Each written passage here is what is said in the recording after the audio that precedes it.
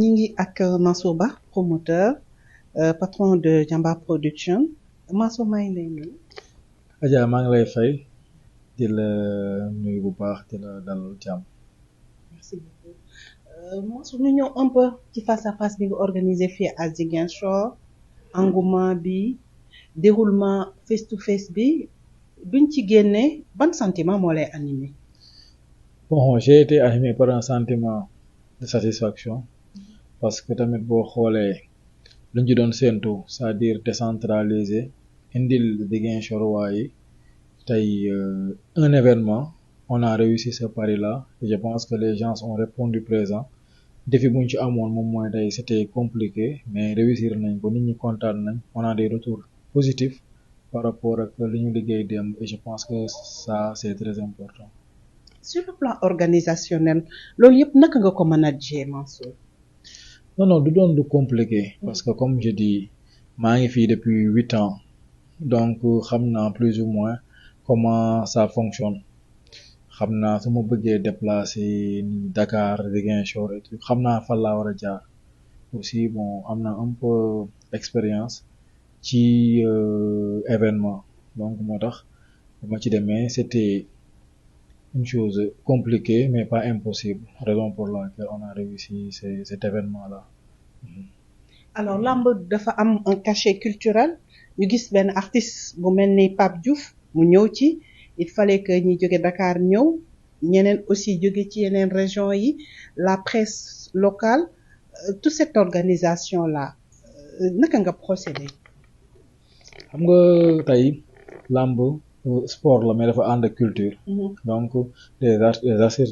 artistes de renommée comme ay Pape Diouf et autres dañuy baax ci yenn face to face pour animation bi public bi mën a sentir seen bopp gars yi mën a fecc mën a kontaan comme je dis souvent àdduna distraction da cee bokk divertissement nit ñi bu ñu liggéey ba sonn dans les pays occidentaux dañuy reposer wu ñii dem seetaan basket ñii football ñii bëre ñi dem cinéma ku nekk ak sa passion donc sur le plan organisationnel on a juste depuis un mois préparé l'événement xool fépp fi nga xamante ni ay failles mën na faa am ñu teel koo régler mën a xool rek ñu koy defee ba affaire bi nekk li nga xamante ni day réussir. loolu dafa impliquer beaucoup de dépenses naka nga def on a vu benn sponsor rek presque moo la accompagner muy Ora. waaw jàmbaar comme ni ñu ko xamee rek on est dans la démarche de sponsor Ora di suñu partenaire principal pas le seul parce que CO mi ngi fa Nice and Chic mi ngi fa BNB mi ngi fa maintenant nous on attend d'autres sponsors di wax ne sur le plan financier c'était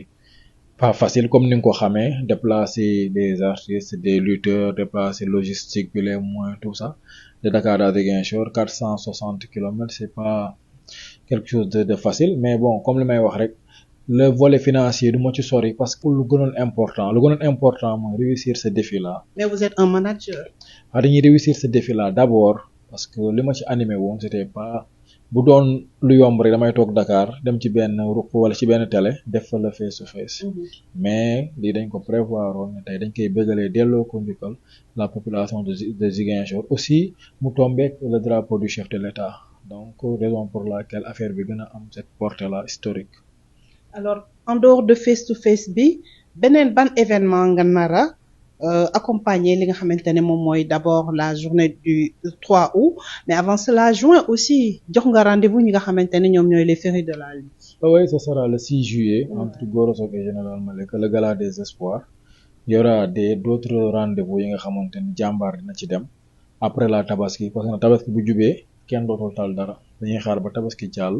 ñu décliner lu des ci feuille de route bi diggante 6 juillet ba 3 août am na événement yu bari yu jàmbaar bëgg a taxawal pour mën a rek def la promotion de ces événements afin que amateurs yi pour mën a kontaan.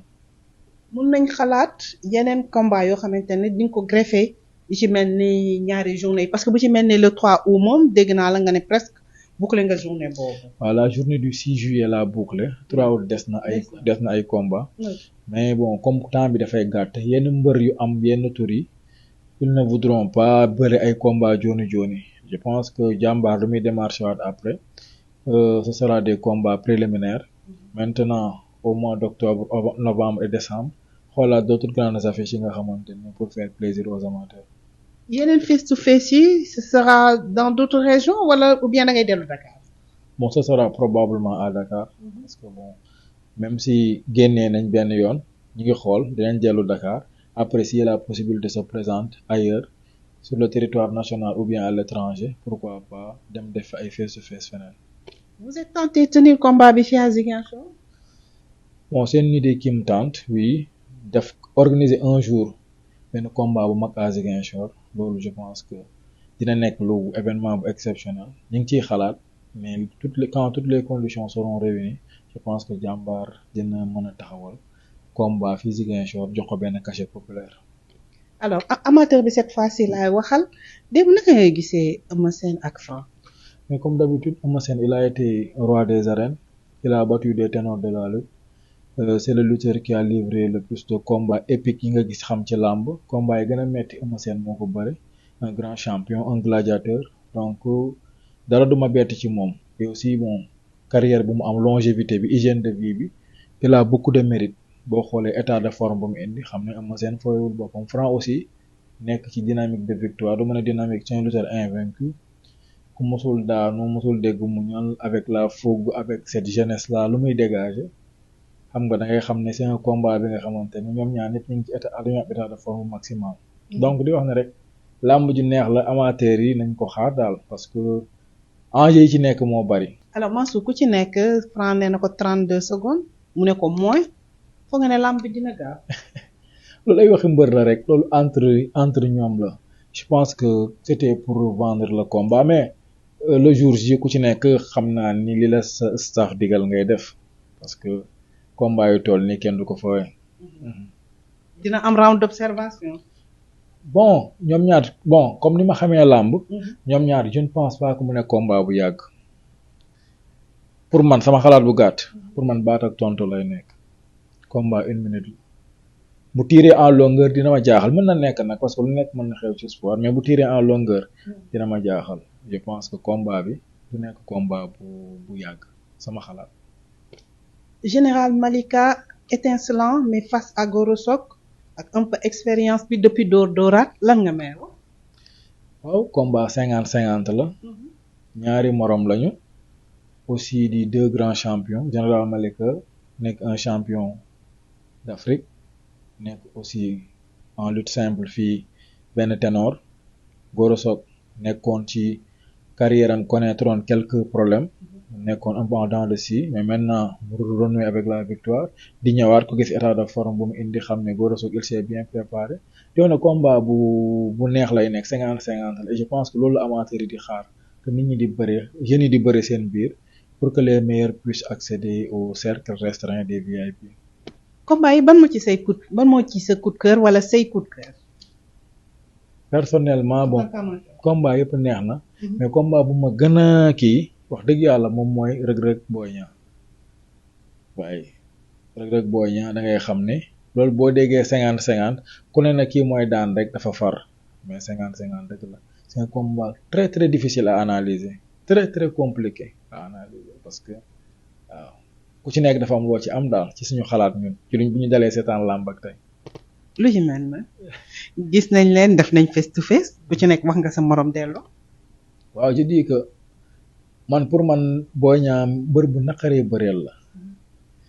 dafa mën a xeex mën a bëre am stratégie Boy Niang kenn du xam ku amul ndoxtu làmb doo ko mën a daan parce que dafa am stratégie Reug Reug kenn du wax ndëgg mu def ci làmb c'est le meilleur en lutte simple nekk un champion du monde en MMA donc nekk ci lutte avec frappe mu def ci des prouesses un lutteur très très technique ku mën a bëri xarañ lool xam lu muy def su la jàppee xam na lu muy def moo tax ma ne daal combat bu neex la vraiment. Mansour Zarko Sa Thiès Zarko xaw leen jege yéen waa Parcelles lan nga ma si wax si combat boobu parce que moom moo nar a jiitu. non Zarko Sa Thiès combat bu neex la revanche la. am jotoon nañu bëri Sa Thiès daan ko donc mu nekk revanche Zarko nekk ci série de victoire Sa Thiès jóge ci défaite. Sa Thiès dafa war a racheter wu Zarko bëgg a confirmer loolu mooy enjeu combat bu étincelant la aussi. gisuñu Pape Sow sa wet Papa Sow supputation yi bëri na qu'est-ce qui se passe entre vous. non du dara ku nekk rek da nga nekk ci say yitte loolu rek la amul leneen. dafa génn Jambar Production. non non loolu ay wax la rek dafa nekk ci ay yitteem di dox ay yitte boppam loolu kese la du leneen. en tant que membre actif nga am bés bu mag bu mel ni démb c'est normal mu nekk sa wet lu tax nekkul sa wet. non ñu doon nekk sama wet bari na comme sama papa la doon nekk sama wet tout le temps dafa jàpp ñëwul moom tamit dafa jàpp ñëwul rek. Mansour da ngay rafetal wala. non di rafetal dama lay wax li am c'est ça. divorce amul tout va bien entre yéen. non non je dis xam nga àdduna léeg-léeg nit ñi dañuy wax loo xamante ni maîtriser wuñ ko je dis dafa nekk ci ay yitteem loolu laa ci mën a wax. mais Fadam moom léegi ça va mais démb defoo erreur de communication Mansour. ci ban côté. xawoon na am tuuti jiixi jaaxal seen diggante est-ce que waxu Fadam bi nekkuloon coup de pub. waxu Fadam bi coup de pub je ne pense pas. parce que boo seetee Fadam bu mu waxee dama génn sur la place publique ma wax après on s'est appelé au téléphone on a parlé ñu régler le problème comme entre deux grands gaillards mu jeex mais man du ma nekk ma ci ay combine ay compromis wala ay compromission damay nekk ci li nga xamante ne damay suivre sama logique boo ci wàccee wax publiquement ma may la 2 jours leeraloo je suis obligé pour défendre ma structure ma génn. Merci beaucoup Mansour le dernier mot est ce que vous promettez aux Sénégalais aux amateurs de lutte lan lay nekk. non di leen promettre une fin de saison étincelante parce que combat yi fi am bari na. combat yi neex a fi am parce que lamb ji dafa tëjoon ubbiwaat donc y a de belles journées yi fi am donc di ñaan amateur yëpp ñëw seetaan si dagg seen billet aussi ñu mënul dagg billet jënd seen ay code pay-per-view jàppale aussi les promoteurs. Merci beaucoup. Merci.